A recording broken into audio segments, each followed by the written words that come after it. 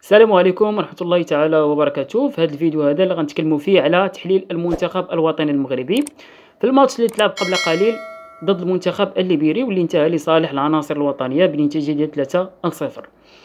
النتيجة 3-0 كتعكس الأداء الجيد أو المقبول للمنتخب الوطني المغربي، يعني كاين ضعف ديال الخصم، لكن كانوا تغييرات وكان واحد النهج تكتيكي جديد اللي وظفوه وليد الركراكي في هذا الماتش. حنا موالفين أن وليد الركراكي تيلعب بنظام 4-1-4-1،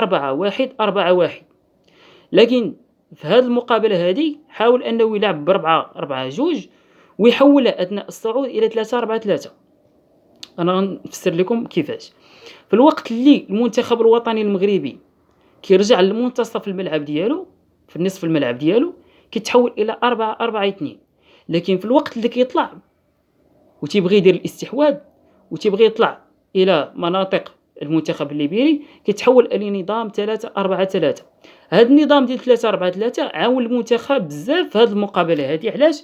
لأنه بدا كيسهل عملية الصعود اللي لقينا فيها مشكل ضد المنتخب الكوت ديفوار. المهمين أو العناصر اللي كانوا جيدين في هاد الخطة هذه كان بطبيعة الحال خط وسط الميدان. علاش؟ لأنه في الوقت اللي وليد الركراكي قحم 4 لاعبين عندهم هوية ديال وسط الميدان، كنتكلموا على الأوناحي حارث، كنتكلموا كذلك على العزوز اللي لعب مقابلة جيدة كذلك، اللاعب كذلك الخنوس، يعني 4 لاعبين ذو هوية ديال وسط الميدان. في الوقت اللي المنتخب الوطني المغربي كان تيدير عملية البناء عن طريق المدافعين، كانوا هاد اللاعبين بربعة تيدخلوا لوسط الملعب لعمق الملعب وكيطلبوا البالون، وبالتالي صبح أكثر من خيار للمدافعين باش أنهم يمروا كرات قصيرة ويطلعوا إلى المناطق ديال المنتخب الليبيري. هذه كانت خطة جيدة من وليد الركراكي واجتهاد تكتيكي يحسب عليه. بالإضافة إلى هاد الثلاثي ديال وسط الميدان اللي كان خدام باللا مركزية، يعني بعض المرات كنشوفوا مثلا أناحي لتحت تلقاو بعض المرات الفوق، في الوقت اللي كنلقاو مثلا أناحي لتحت كنلقاو حارث الفوق، مرة العكس، مرة كنشوفوا الخنوس وكذلك. يعني كانت واحد اللا مركزية، واحد التبادل في الأدوار، لكن نفس الدور كانوا تيديروه. ولكن داروا واحد الحاجة اللي غير مقبولة أنا بالنسبة لي، احنا غنهضروا عليها من بعد. هادشي دوين عليه وسط الميدان. عطية الله وحكيمي جوج ديال العناصر اللي قدموا مقابلة تكتيكية جيدة تاهي ودخلوا في النهج التكتيكي ديال لا مركزية، لأنه في الوقت اللي حكيمي تيصعد حارث كيدير كيدخل لعمق الملعب، في الوقت اللي حارث كيدخل كجناح حكيمي كيدير كيدخل لعمق الملعب. يعني كان واحد تبادل الأدوار جيد جدا وغيخدم ضد الفروق اللي كتكتل بشكل دفاعي جيد في كأس أفريقيا. عطية الله مثلا، يعني كنا كنشوفوا مثلا يا اما كتشوفوا ظهير، يا اما كتشوفوا داخل وسط الميدان كيطلب بالون من المدافعين باش يسهل عمليه ديال الصعود. يعني كان عطية الله، حارث، حكيمي، الخنوس، حارث، أناحي، هاد اللاعبين هادو كاملين كانوا تقريبا هما القوه الضاربه ديال هاد الخطه ديال 3-4-3، لانها كانت كتخدم على اللا مركزيه. النقاط السلبيه اللي كانت ماشي في النهج التكتيكي انما في اللاعبين.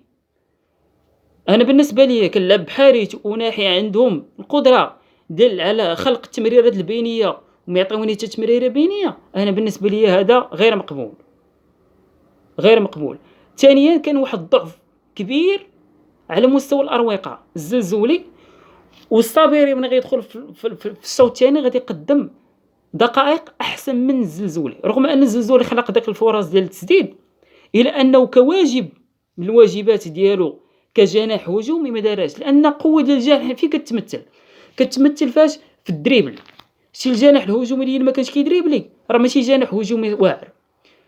جناح هجومي ملي كيدريبلي راه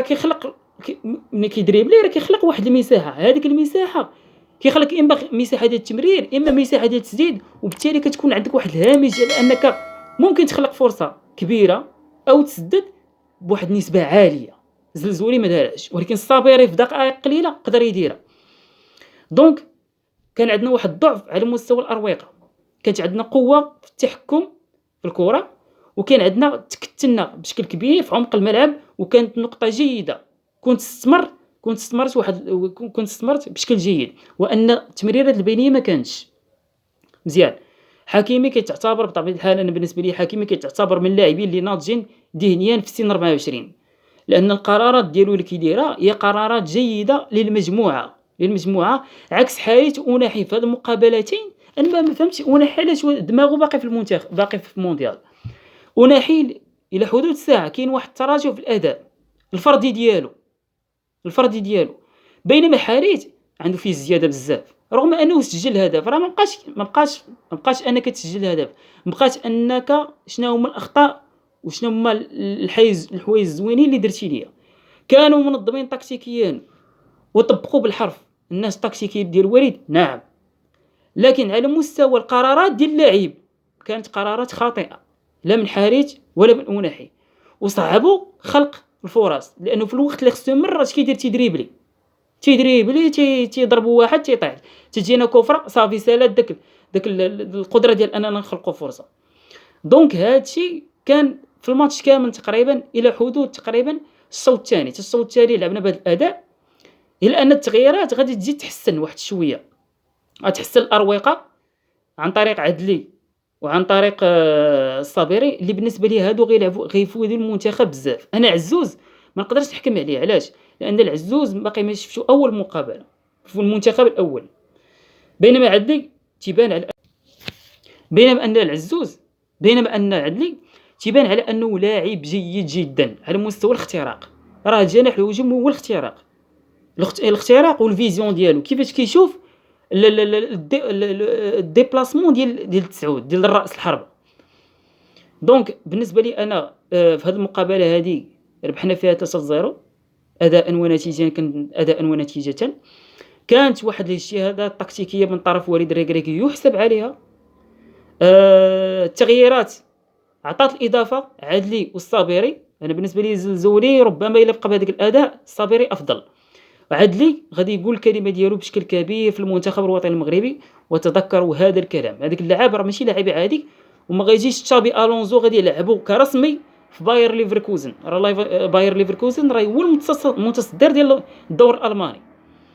دونك كانت واحد النقاط ايجابيه اليوم في المنتخب الوطني المغربي، بغض النظر عن قوه المنافس. ليبيريا نعم ليبيريا، ولكن راه لاعب مع الخصم ربما يتكتل الى الوراء. خصنا ما نساوش واحد القضيه، راه المنتخب ولا عنده واحد السمعه ديال ان اي فريق صغير كيبغي يحرجو. لعبتي مع ليبيريا، لعبتي مع البنين، مع اي فريق عنده واحد الصيت ضعيف في افريقيا تيحاول انه يحرجك. علاش؟ لانه المغرب وصل نصف نهائي ديال كاس افريقيا. اليوم كانت ايجابيات، كانت سلبيات عند بعض اللاعبين. حارث وناحي الخنوس قدم مقابله كبيره وغيفيد المنتخب. الخنوس لاعب جيد جدا في طلب الكره، في التحرك، في الضغط، يعني لاعب صغير السن وغادي نستافدوا منه بزاف، يعني باقي يعطي للمنتخب الكثير والكثير جيدا. اليوم كان شيء ايجابي في المنتخب. شفنا تغييرات على مستوى النهج التكتيكي، وهذا خلى ان المقابله تكون، انا بالنسبه لي كانت ممتعه شويه، لان شفنا واحد الكرياتيفيتي عند وليد الركراكي، عند واحد الابداع عند وليد الركراكي باش انه يحاول يحسن المردود الاجمالي ديال المنتخب الوطني المغربي. هذا كان تحليل ديال المنتخب ديال اليوم. نشوفكم في فيديو اخر. السلام عليكم ورحمه الله تعالى وبركاته.